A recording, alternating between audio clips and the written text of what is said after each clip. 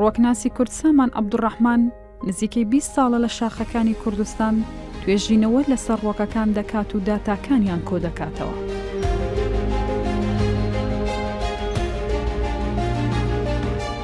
لەم گیاخانەیەدا نزیکی 70,000 نمونەی ڕۆکە جیاوازەکانی شاخەکانی هەرێمی کوردستان پارێزراون.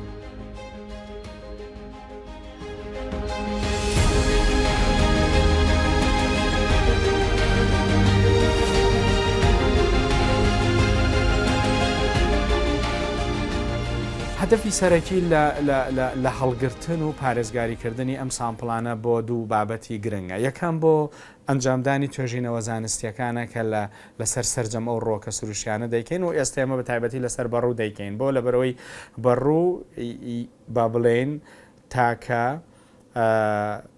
ڕووەکی ژینگە و سروشتی کوردستانە کە هۆکارێکی سەرەکیە بۆ پارێزگاریکردنی ئەو سیستەمەی کە ئێمە هەمانە.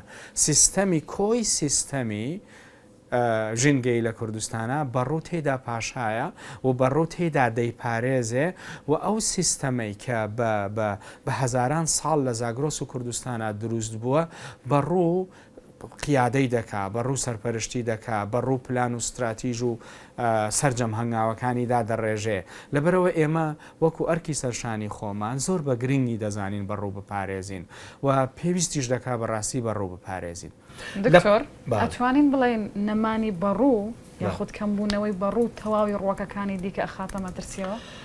بە دڵنیاییەوە نەک نەمانی بەڕوو تەواوی ڕۆکەکان دەخاتە مەترسیەوە، بە دڵنیاییەوە نەمانی بەڕوو تەواوی جۆرا و جۆری زیندەوەری لە کوردستاندا دەخاتە مەترسیەوە و تەواوی پرۆسێسی کشت و کاڵ لە کوردستانە دەخاتە مەترسیەوە و تەواوی پرۆسێسی ئاسایشی خۆراک و ئاسایشی نەتەوەیی ئێمە لە کوردستان دەکاتە خەتەرەوە.